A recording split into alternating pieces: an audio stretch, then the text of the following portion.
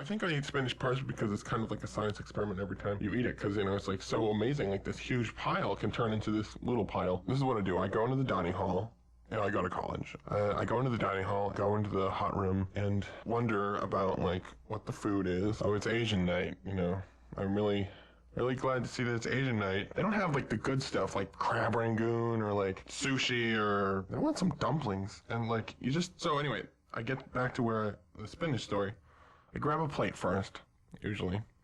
And then I pack as much spinach as I can get on a plate. As much as I can possibly fit. I use my other hand, to like press it down, and then I get my wok ready. Of course, you have to claim a wok before, I make a point of claiming my space because I think it's important.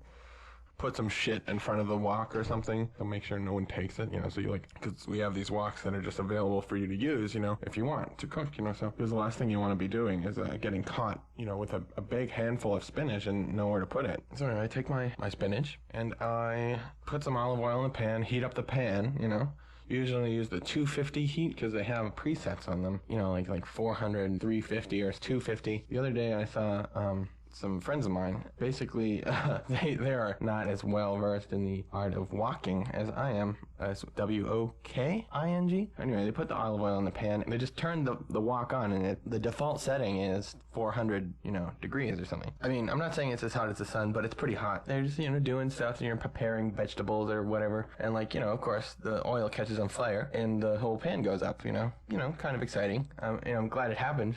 I mean, I'm not glad for their pan.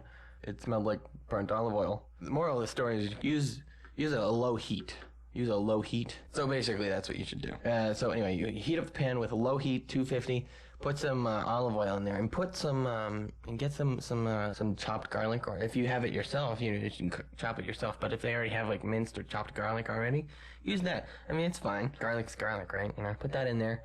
And then, just wait a couple seconds because the garlic starts to start flying out of the pan. And you don't want the garlic to, burn. The important thing is that, you put the spinach in right away and you stir it up and you get the garlic all over everything that you're cooking, which is, in this case, spinach. I don't want my spinach to get burned, and I want it to cook evenly, so I stir it often. I stir it often.